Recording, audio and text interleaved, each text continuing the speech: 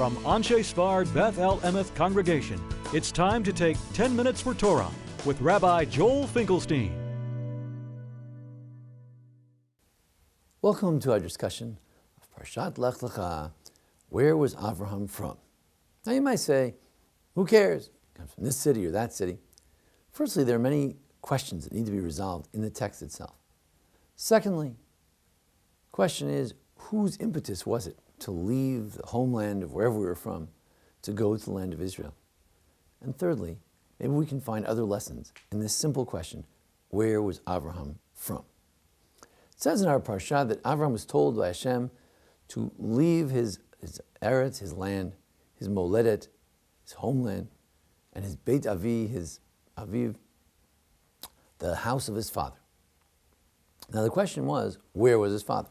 Well, in the previous parsha, it says that Avraham had been in Ur Kasdim, Terach had been in Ur Kasdim, and they left from Ur Kasdim to go to Israel, and they stopped in Haran. Terach, his father, died in Haran. So you figure that Terach took Avraham to Haran, and Avraham was told in Haran to come to Israel. That would be the sequence of events if we go in chronological order, the way things are presented. In fact, that's what Rashi says. He says, yes, you already left your father's home. So in that sense, God is not telling him to leave his father's home. He already left his father's home. He went with his father. But he's saying, Hitrachek od. Go even further away from your father's home. Or as Rabbi Yosef Bechor Shor, a later French commentator, says, go legamre, go completely out of your father's home. You haven't left completely yet. However, Ibn Ezra takes a totally different tact. He says that Avraham left from the original place. But doesn't it say that they already left? Apparently things are out of order.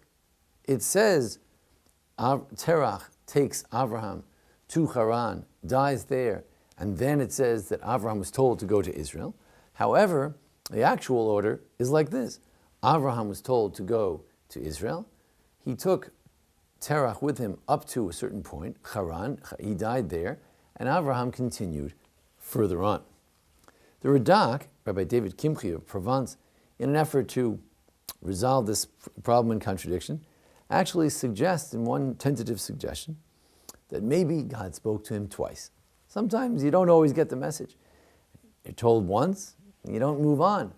God says, no, it's time to move. He told him again. So he told him once in his father's homeland, and he went with his father. He got stuck in Haran. Then God said, you've got to keep going all the way to the land of Israel. Now the Ramban, Nachmanides, from Spain, has a couple of questions against Ibn Ezra. He says, number one, the main thing is, look, of course, the chronology of the verses. And also it says, Vayikach Terach et Avram beno. Terach is the one who took Avram. According to Ibn Ezra, whose idea was it to leave the original homeland, Ur Kasdim? It was Avraham's idea. So why does it say that Terach took Avraham? It was really Avraham who took Terach. Number two, I'm not sure I understand this question fully, but I'll share it with you. In Yoshua chapter 24, it says, Vayikach et avichem me'ever hanahar. I took Abraham, your forefather, from the other side of the river. And he thinks that that indicates more of a Haran, not all the way back to the other river, all the way to the Tigris and Euphrates, where they were originally from. He thinks that sounds more like his view rather than Ibn Ezra. Also, Avraham says to Eliezer, says to his servant, look, you got to go find a bride for me. Why don't you go back to my family? El artzi vel moladti. Go, he uses his exact expression, my land, my homeland. Where is, so now we can find out. Where is the homeland? Aram Naharaim el Ir Nachor. Aram, that sounds like he was in the original place, not in the second stand. Although, later on, when Yaakov goes to find a bride, that's in Haran. So it seems that even Nahor seems to have moved closer. So it's very, very, very strange. Now the Mizrahi points out an interesting thing. Sometimes when you say, go back to my country, you mean the climate. He says, for instance, some people came here to Romania, he says, and they come from Spain, but they come from a particular city in Spain. And they say, oh, they want to go back to Spain, or the climate is not like Spain, or something is like Spain. They don't mean Spain. They mean the city they came from. They mean the general type of country. So when Avraham told his servant to go back to his homeland, it wasn't exactly his homeland. It was a different city, but it was similar to his homeland. The Maseh Hashem, Rabbi Eliezer Ashkenazi, was an interesting commentary on the stories of the Torah. He says, well, Avraham could leave his original homeland, go to another place, and God could still tell him to be leaving his birthplace. Why? Because maybe it's one municipality.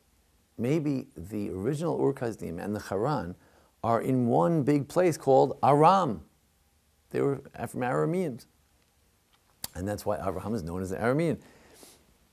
And since the entire area, he had not left the country of his homeland, in that sense, he was from the place of his father, even if he had moved from the original place where he'd gone to.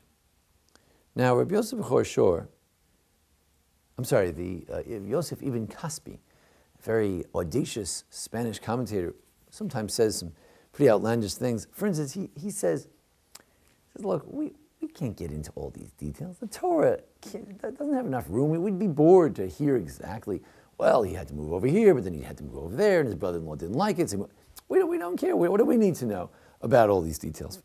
So he says, we don't need all these details. He says, maybe Avraham went with Terach. Maybe Terach went because of Avraham. Maybe Avraham went because of Terach. Maybe they all decided together. Maybe one went first and the other ones came later. We don't know, and we never know exactly how it works out. But there is this question that the Ramban asks. He says, if Terach was actually going at the behest of Abraham, who had heard the word of God, then why does it say that Terach took his family, took Avraham? It should say that Avraham took his father. And here we come to an ethical point out of all this discussion of geography. And that is, it's a question of style, and it's a question of honor and respect. Although it was Avraham's idea, not only his idea, but it was Avraham, through the word of God, was told to leave that particular first place. When the Torah describes how he left that original place, it says, Terach took his family. Even when a child rises to prominence, so much so that the child is a prophet of God, if the parent goes along with it, and if the parent leads a journey to another place, no matter who causes it, no matter who pays for it, it's a journey of the father. The Torah pays respect to the father, who was willing to go with his son on this journey. Sometimes a child embarks on a spiritual journey and parents refuse to go with him. Torah pays respect to Terach as one who went along with his son's spiritual quest. And number two, God pays homage to Terach as father, head of the family, even though he's going to be greatly overshadowed by Avraham. But if Terach is there, then you say Terach took the family, not that Avraham took the family. It may indeed be, Ibn Ezra may be correct. Terach left because of the word of God and because of his son Abraham. But in describing the adventure, they describe it as Terach took the family out of respect for his son, for his respect for God, and out of our respect for a parent and their position in the family. Sometimes as children mature and parents sort of wane into the background, child feels like now they're the head of the household, and the parent, after all, is waning away. Torah tells us, no matter what the position of status or even spiritual status of a child may be toward the parent, all the days of their life, the parent is the head of the household. Terach continued to be the head of our family. And in fact, Terach's descendants are very much our matriarchs and our patriarchs. Every single patriarch, of course, is a descendant of Terach, Avraham, Yitzchak, and Yaakov. But even the matriarchs, according to rabbinic reading, they too are descendants of Terach. Because Terach had the audacity to go with his son. But the Torah doesn't describe it that way. It says that Avraham went with Terach. Thank you for joining us here at the Anshe Sfard Beth El congregation for a discussion of Parshat Lech Lecha. Join us each week for our discussion of the Parsha, holidays, how-to videos, and more. Thanks to Jason Lefkowitz, our producer. Thank you. This has been 10 Minutes for Torah with Rabbi Joel Finkelstein. To learn more, visit ASBEE.org.